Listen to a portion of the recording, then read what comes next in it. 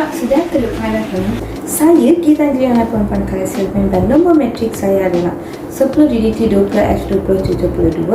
Hari ini saya berperanan sebagai pengurusi atau juga dikenali sebagai moderator bagi program Bual Bicara ini, iaitu kongsi info yang bertajuk Situasi Masyarakat Kini yang hanya mematuhi peraturan atau SOP semasa pandemik COVID-19 kerana takut disaman oleh penguat kuasa dan bukanlah kerana hendak melaksanakan tanggungjawab kepada diri sendiri, keluarga, masyarakat dan negara.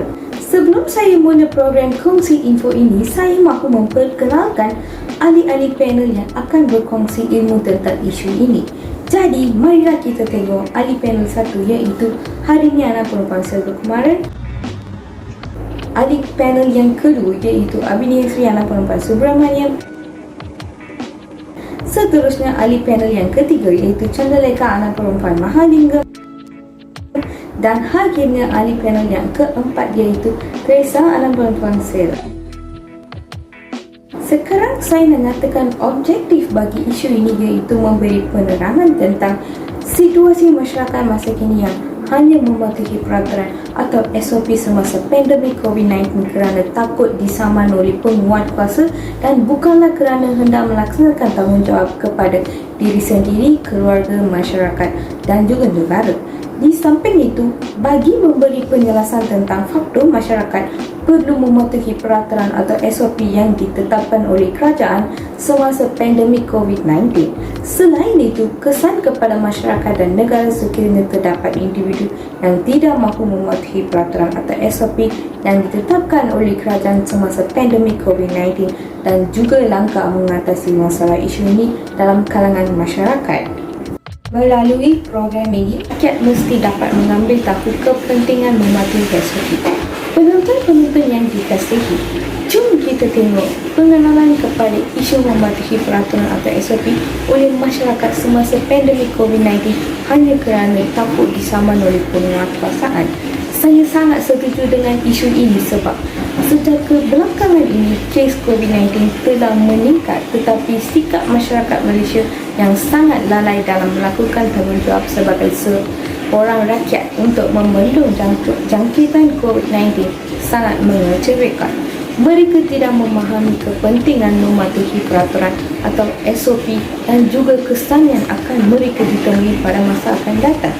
Justru, masyarakat perlu bekerjasama dengan pihak kerajaan bagai awal dengan tebing bagi membendung isu ini. Masyarakat tidak memahami betapa serius jangkitan COVID-19 ini yang boleh membahayakan kesihatan atau membawa maut juga. Malahan pula rakyat takut disaman atau didenda oleh pihak penguat kuasa. Jadi, saya harap masyarakat dapat lebih memahami tentang jangkitan ini dan akan lebih tanggungjawab dan berwaspada pada masa akan datang. Para penonton sekalian, mari kita mendapat ilmu tentang faktor-faktor masyarakat perlu mematuhi peraturan SOP yang ditetapkan oleh kerajaan semasa pandemik COVID-19 daripada Cik Harini. Selamat sejahtera Cik Harini, berikan pendapat anda. Salam sejahtera kepada puan-puan dan rakan-rakan sekalian. Hari ini saya akan membincangkan tentang faktor-faktor masyarakat perlu memahami peraturan atau SOP yang ditetapkan oleh kerajaan semasa pandemik COVID-19.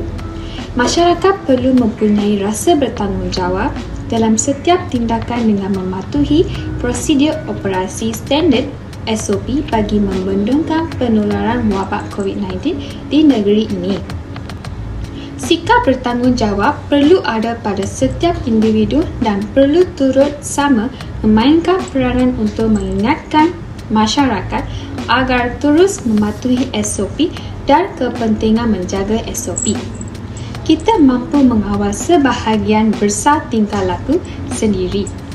Dalam mematuhi SOP, daripada anak kecil hingga warga emas harus menitik beratkan prosedur ini. Faktor pertama ialah kita harus beratur dengan menjarakkan diri 1 meter. Memang terasa amat lambat, tetapi ini dapat memupuk diri agar lebih bersabar dan menghormati orang lain yang beratur sama dengan kita.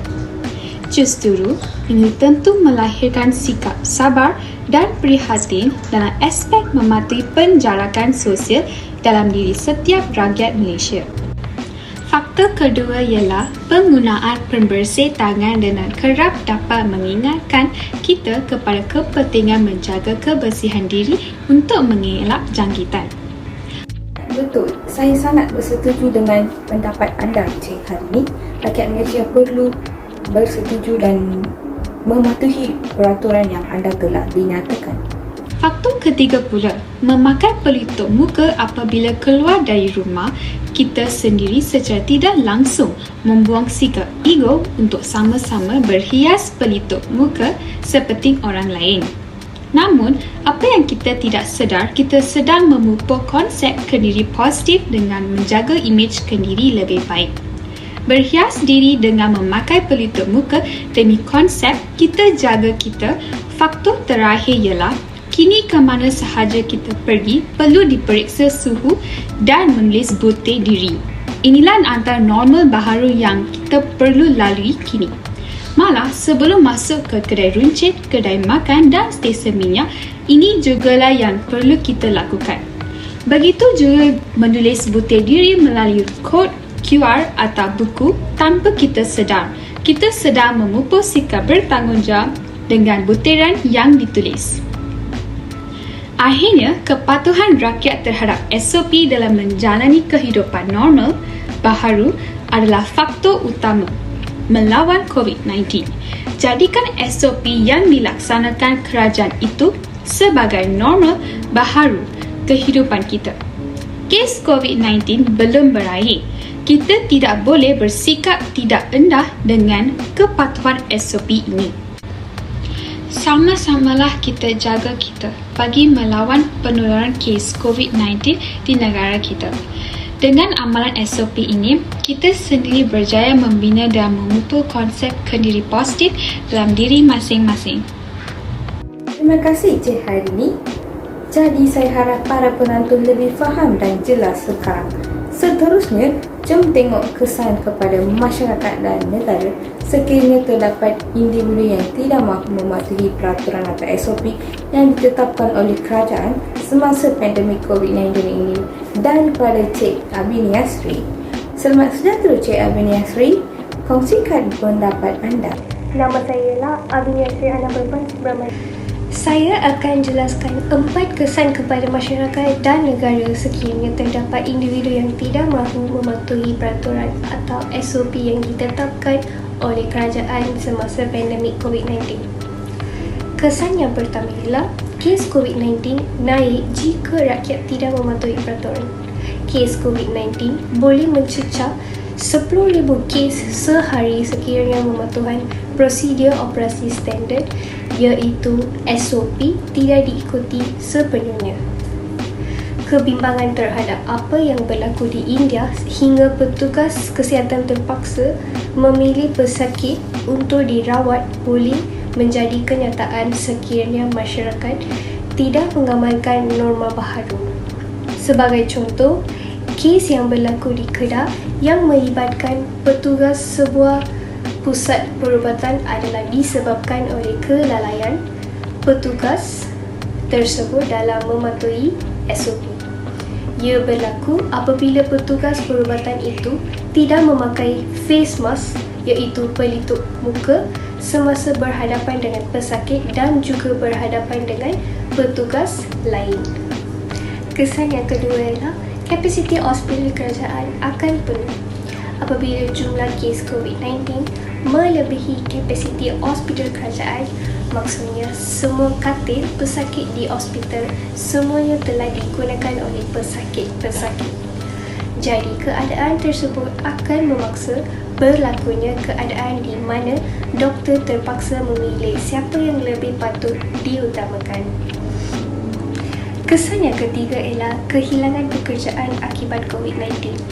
Banyak masyarakat Malaysia hilang pekerjaan akibat COVID-19 kerana kebanyakan sektor ekonomi terpaksa ditutup. Hal ini menyebabkan rakyat Malaysia kehilangan pendapatan. Kesan yang terakhir adalah ekonomi negara terjejas. Ia kerana sektor pelancongan tidak berlangsung dan tidak ramai beli barang di luar. Aktiviti ekspor dan import pula terganggu bagi tidak ada pengaliran mara wang dalam Malaysia. Contohnya, Malaysia akan mengalami masalah dalam import beras dari Thailand dan bekalan makan rakyat akan berkurang. Itu sahaja daripada saya. Bersetuju dengan pendapat awak, Cik Abi Yasri. Terima kasih atas berkongsian dengan kami. Jadi, para penonton, jom kita menonton satu video yang mengenai tentang kapasiti hospital kerajaan yang kelak di Pondok. Wad COVID-19 di Hospital Tengku Ampuan Rahimah di Kelang akan menerima 151 katil tambahan dari KKM hari ini, menjadikan jumlah keseluruhan kemudahan itu sebanyak 606 buah katil. Ketua Setiausaha KKM Muhammad Syafiq Abdullah berkata, bagi wad ICU COVID-19 pula, kapasiti katil rawatan sedia ada di HTAR akan ditingkatkan daripada 51 kepada 72 katil. HTAR sebelum ini memaklumkan hospital itu mengubah fungsi asrama doktor pelatih dan kompleks rawatan harian menjadi wad sementara bagi menempatkan pesakit COVID-19 bermula Jumaat lepas. Menurut HTAR, bilangan kes harian di Selangor yang mencecah 4,000 sehari bukan petanda baik kerana kes harian di Jabatan Kecemasan terus meningkat mendadak sehingga tiada lagi katil untuk menempatkan pesakit. Sebelum ini, tular gambar beberapa belas katil sementara diletakkan di kawasan luar Jabatan Kecemasan dan Trauma di HTAR pada 7 Julai lalu. Difahamkan individu yang menunggu di katil sementara itu merupakan pesakit yang disahkan positif COVID-19 sementara menunggu giliran untuk dibawa ke Maib Serdang. Inilah situasi sekarang di beberapa hospital kerajaan. Saya berharap rakyat lebih bertanggungjawab selepas ini. Okey, mari kita tengok langkah mampu bertanggungjawab antara masyarakat untuk mematuhi SOP semasa pandemik daripada Cik Chandra Reka. Saya menyampaikan langkah-langkah mengupu tanggungjawab antara masyarakat untuk mematuhi SOP semasa pandemik. Pertama adalah kerajaan perlu lebih tegas tentang pematuhan SOP. Pihak polis akan terus mengambil tindakan tegas dengan menggunakan kompaun RM1,000 Malaysia kepada mana-mana individu serta pemis perniagaan yang tidak mematuhi SOP yang ditetapkan. Contohnya, dalam artikel ini menunjukkan sebuah restoran nasi kandar dikenakan kompaun RM1,000 Malaysia kerana melanggar SOP, antaranya tiada rekod suhu badan pelanggan dan tiada laluan keluar masuk yang khusus untuk pelanggan. Langkah kedua adalah pihak media perlulah memainkan peranan dalam membantu memerangi wabak COVID-19. Pihak media turut membantu mewujudkan dan meningkatkan tahap kesedaran dalam kalangan rakyat tentang penularan dan ancaman wabak ini. Contohnya, menyediakan dan menghebarkan pelbagai informasi dalam sosial media, televisyen dan radio sebagai kempen kesedaran bagi menyampaikan kepentingan mematuhi SOP dan wabak COVID-19. Langkah ketiga adalah pengaruh persekitaran. Persekitaran memainkan peranan yang penting di dalam mempengaruhi tingkah laku manusia. Masih ada individu yang tidak ditetapkan kerajaan dengan memakai pelitup muka serta menjaga penjarakan fizikal. Contohnya, setiap anggota masyarakat bertanggungjawab untuk menegur individu yang gagal mematuhi SOP ditetapkan sama ada keluarga sendiri, rakan sekerja maupun orang tidak dikenali. Terima kasih atas penerangan yang sangat bagus, Cik Chandra Reka. Para penonton yang dikasihi, Hakim Cik Teresa bersedia untuk berkongsi ilmu tentang hubung kait antara 4 dimensi moral dengan isu pematuhan kepada peraturan atau SOP yang ditetapkan oleh kerajaan semasa pandemik ini. Bagi pendapat anda, Cik Teresa. Hai semua, saya ingin memulakan pembentangan saya dengan berita Buletin TV3 yang menyatakan bahawa sudah ada yang lekat dan tidak patuh SOP. Ini menunjukkan bahawa netizen Malaysia yang enggan mematuhi peraturan SOP walaupun mereka menyadari kesan COVID-19 di negara kita. Jadi pihak kerajaan mengambil tindakan rasional sebagai dikenakan kompaun terhadap individu melanggar SOP. Tindakan sedemikian boleh dikait dengan dimensi moral yang pertama, iaitu penakulan moral yang bermaksud kerajaan membuat keputusan yang rasional agar tidak orang akan melanggar SOP. Seterusnya, dimensi moral yang kedua iaitu emosi moral. Pandemik COVID-19 yang mula melanda dunia, termasuk juga penularannya di Malaysia bermula pada akhir Disember 2019 hingga sekarang akan terus diingati. COVID-19 bukan sahaja mendedahkan kita kepada norma baharu seperti penjarakan sosial, pengasingan, kuarantin dan pematuhan terhadap pelbagai operasi piawai iaitu SOP, tetapi ianya disedari ianya juga berjaya dan membangkitkan tekanan terhadap psikologi seperti perasaan atau emosi yang berkaitan dengan kesedihan, kemarahan, ketakutan, kekecewaan, rasa bersalah, putus asa, rasa bersendirian, kerisauan, kerinduan, pengabaian dan kecelaruan. Akhirnya berlakulah sesuatu yang dipanggil sebagai tekanan psikologikal yang boleh digambarkan sebagai satu perasaan dan emosi yang tidak menyenangkan. Dimensi moral yang ketiga adalah tingkah laku moral. Tindakan atau tingkah laku yang baharu atau tidak seperti kebiasaan yang perlu diamalkan untuk kesihatan disebabkan pandemik COVID-19 agak sukar diterima oleh segelintir masyarakat. Walaupun pematuhan kepada SOP sering diwar-warkan oleh kerajaan melalui pelbagai medium komunikasi dan penguatkuasaan, tindakan dan kompaun dikenakan terhadap mana-mana individu yang enggan mematuhi SOP. Masih ada individu yang melanggarnya. Selain itu, masih ada individu yang tidak mengikut nasihat terus untuk mematuhi SOP yang telah ditetapkan kerajaan dengan memakai pelitup muka serta menjaga penjarakan fizikal semasa berada di premis-premis perniagaan serta mengelak daripada berada di tempat awam yang sesak. Jika kita membuat pilihan antara perbuatan baik dan perbuatan buruk, pasti kita mudah memilih mana perbuatan yang akan diambil. Bagaimana jika kita dihadapkan dengan pilihan antara sesuatu perbuatan yang baik dengan yang baik? Perbuatan mana yang akan kita ambil? Tentu kita mengalami kesulitan memilih perbuatan mana yang harus dilakukan kerana semuanya baik. Inilah yang dimaksud dengan dilema moral. Saat ini masyarakat kita sedang mengalaminya, baik dalam ranah keagamaan dan ranah sosial. Dalam ranah keagamaan, solat berjamaah merupakan sesuatu perbuatan yang sangat dianjurkan. Bahkan ada beberapa ulama menghukumi solat jamaah adalah wajib bagi laki-laki, namun kondisi saat ini sangat berisiko untuk mengadakan kegiatan yang mengumpulkan orang banyak. Dengan berkumpul, maka virus akan mudah tersebar ke orang lain. Dengan alasan tersebut, pemerintah mengeluarkan kebijakan untuk tidak mengadakan kegiatan yang mengumpulkan orang banyak. Terima kasih atas pendapat yang awak berkongsi dengan kami, Cik Teresa. Ia akan bermanfaat untuk kami.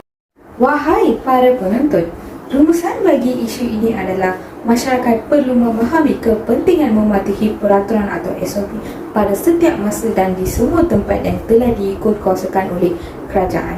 Di samping itu, usaha mencegah dan mengawal penyebaran jangkitan COVID-19 masih lagi memerlukan kombinasi antara program tindakan kesihatan awam oleh Kementerian Kesihatan Malaysia iaitu KKM dan tindakan penguatkuasaan kepada pematuhan terhadap prosedur operasi standard iaitu SOP. Rakyat Malaysia perlu bertanggungjawab untuk mencegah diri daripada penyebaran jangkitan COVID-19. Saya sangat berharap penonton sangat jelas tentang ilmu yang kami telah berkongsi selama ini. Sebelum saya tamatkan program ini, mari kita tengok pengajaran yang telah didapati daripada isu ini. Pertamanya, masyarakat di Malaysia perlu bertanggungjawab dalam melaksanakan sesuatu arahan yang telah diberi oleh kerajaan dengan harapan untuk penyakit berjangkit ini lenyap daripada muka bumi tanpa melakukannya dengan cuai yang akan memberi kesan yang lebih teruk.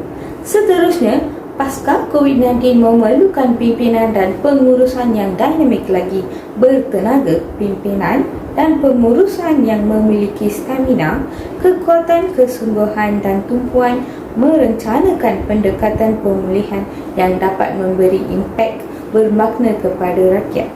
Rakyat Malaysia juga wajarlah menghargai jasa dan bakti yang dicurahkan oleh barisan hadapan yang sentiasa berusaha bersungguh-sungguh dan bertungkuk lumus menghapuskan wabak COVID-19 ini. Jadi, ini sajalah daripada kami untuk program Kongsi Ilmu bagi isu pematuhan peraturan atau SOP semasa pandemik COVID-19 hanya sebab penguat kuasa. Terima kasih kepada anda semua untuk meluangkan masa anda dengan kami. Jumpa lagi kamu semua hari lain dengan isu yang lebih menarik.